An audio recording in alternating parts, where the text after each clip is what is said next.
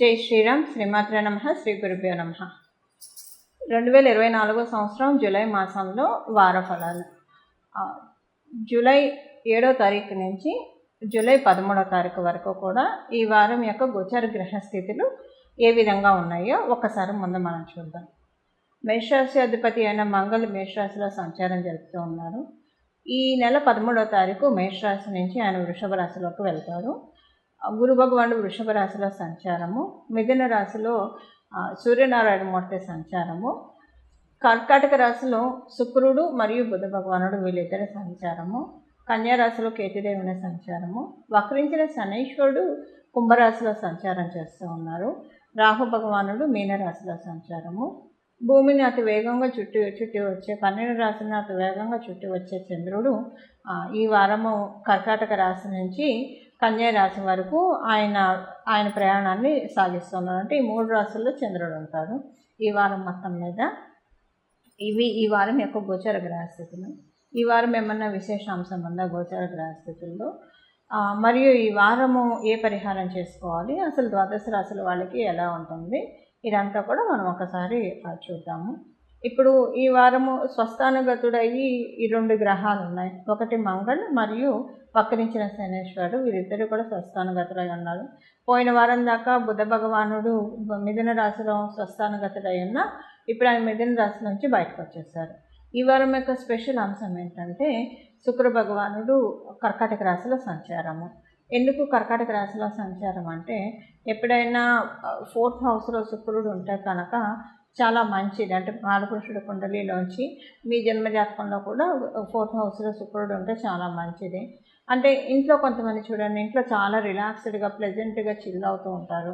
కొంతమంది ఇంటికి వెళ్ళాలంటే అబ్బా ఎందుకు వచ్చిందిరా భగవంతుడా ఇప్పుడు ఇంటికి వెళ్ళాలా అన్నట్లు బాధపడుతూ ఉంటారు. సో అక్కడ సిచ్యువేషన్స్ డిఫర్.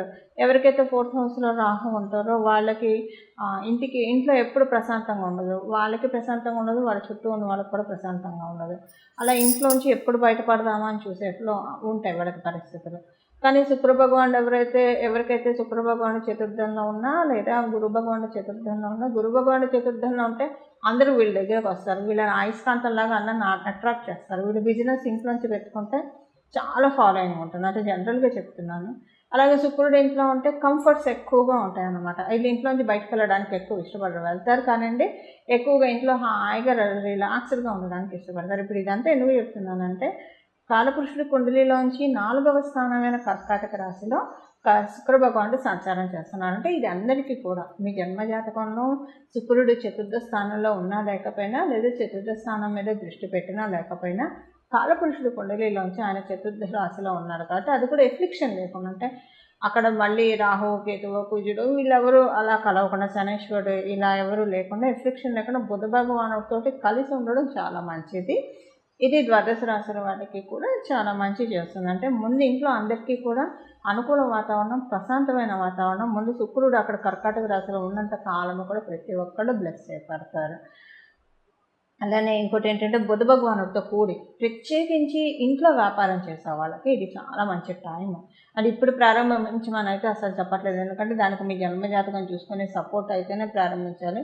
బట్ ఆల్రెడీ ఎప్పటి నుంచో చేస్తున్న వాళ్ళు ఉంటారు కదా, ఇంట్లోంచి వర్క్ ఫ్రమ్ హోమ్ చేసేవాళ్ళు, అంటే ఉద్యోగస్తులైనా లేదా ఇంట్లోంచి బిజినెస్ చేసేవాళ్ళు, వీళ్ళకైతే ఇంకా చాలా మంచి చాలా అంటే చాలా మంచి పీరియడ్, బాగా కలిసి వస్తుంది ఈ వారము.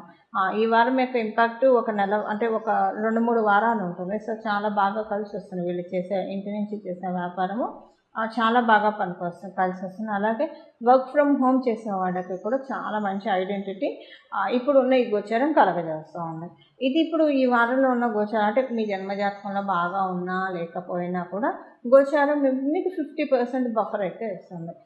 మీ జన్మజాతకం బాగా ఉంటే ఎక్కువగా మార్పులు ఉంటాయి, చాలా మంచి మార్పులు ఉంటాయి. అంటే మీ జన్మజాతకంలో బాగుంటుంటే సపోజ్ మీకు జన్మజాతకంలో చతుర్థంలో గురుడు ఉన్నాడు అనుకోండి, లేదా శుక్రుడు ఉన్నాడు అనుకోండి, ఇది చాలా అంటే చాలా మంచి ట్రాన్సిట్. అందరికీ వచ్చే యోగం కంటే డబుల్ బనాన్స్ ఎలాగో మీకు వస్తుంది. అంటే అంత బాగా మీకు మంచి ఫలితాలు ఉంటాయి. ఇంట్లో ప్రశాంతత, మీరు ఇంటి నుంచి వ్యాపారం చేసేవాళ్ళైనా వర్క్ ఫ్రమ్ హోమ్ చేసేవాళ్ళైనా చాలా మంచి లాభాలు వస్తాయి మీకు. ఆ విధంగా గోచారంలో ఇప్పుడు ఈ స్పెషల్ అంశం అనేది చోటు చేసుకుంటుంది. ఇప్పుడు మనం ద్వాదశ రాశుల వాళ్ళకి ఎలాంటి ఫలితాలు ఉంటాయి, చేసుకోవాల్సిన పరిహారం ఏంటి, ఇవన్నీ మనం ఒకసారి చూద్దాం. అంటే మీ జన్మకుండలిలో యోగం ఉన్న లేకుండా ఎలాంటి ఫలితాలు చేసుకోవాలి, ఇది ఒకసారి మనం పరిశీలిద్దాం. మేషరాశిలో పుట్టిన వాళ్ళకి ఈ వారం ఎలా ఉంటుందో ఒకసారి మనం చూద్దాం. మేషరాశిలో పుట్టిన వాళ్ళకి ఇంట్లో అనుకూలమైన వాతావరణం ఎక్కువగా ఉంటుంది. బంధువులతోటి లేదా గెట్ టుగెదర్స్ ఎక్కువగా ఉంటాయి. ఎక్కువ మంది బంధువులు మీ ఇంటికి రావడం, లేదా అనుకోకుండా మీరు వాళ్ళ ఇంటికి వెళ్ళాల్సి రావడము, గెట్ టుగెదర్స్లో కలవడమో లేదంటే ఇలా జరుగుతుంది. మీరు ఎప్పటి నుంచో అంటే చాలా కాలం నుంచి కలవని వాళ్ళు ఎవరైనా కలిసే అవకాశం ఉంటుంది. అది చిన్ననాటి స్నేహితులు అవ్వచ్చు, లేదా మీకు తెలిసిన వాళ్ళు ఎవరైనా ఒక 5 సంవత్సరాల నుంచి వాళ్ళతోటి మీకు కలవడం అనేది లేదు, కలవలేకపోతున్నారు. అలాంటి వాళ్ళు కలవడము, లేదా ఇలా సహజంగా అంటే ఒకవేళ వాళ్ళు కాంటాక్ట్లో లేకపోతే కాంటాక్ట్లో లేని వాళ్ళు కాంటాక్ట్లోకి రావడము, ఇలాంటిది ఏదైనా చోటు చేసుకుంటుంది.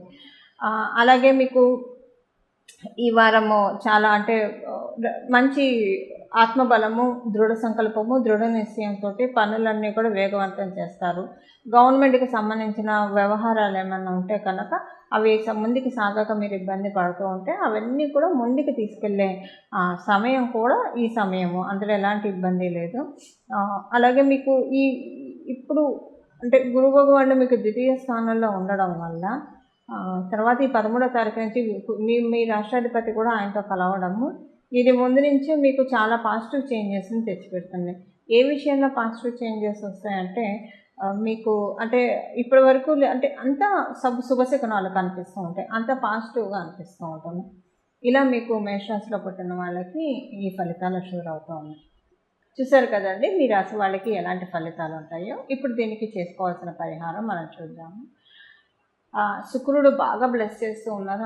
అన్ని గ్రహాల్లో, నవగ్రహాల్లో ఎక్కువగా బ్లెస్ చేసేది ఈ వారం శుక్రుడు మరియు బుధుడు. కాబట్టి మీరు విష్ణు సహస్రనామం వినడము లక్ష్మీ అమ్మవారికి ప్రీతికరము.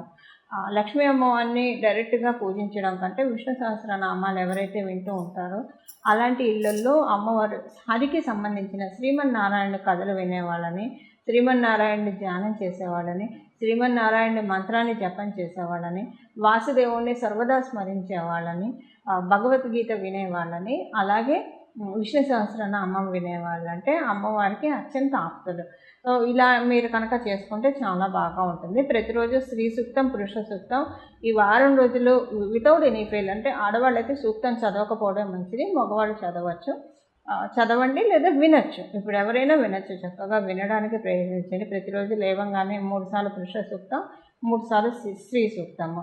ఇలా చేయడం వల్ల శుక్ర భగవానుడు చతుర్థ స్థానంలో ఉంటూ మీకు చాలా చక్కటి యోగాన్ని కలిగిస్తారు. అలానే లక్ష్మీ అమ్మవారికి సంబంధించిన కనకదార స్తోత్రాన్ని, ఎందుకంటే బుధ భగవానుడు ఉన్నాడు కాబట్టి ఇక్కడ ప్రత్యేకించి ఈ రెమెడీ అయితే అస్సలు మిస్ అవ్వకండి.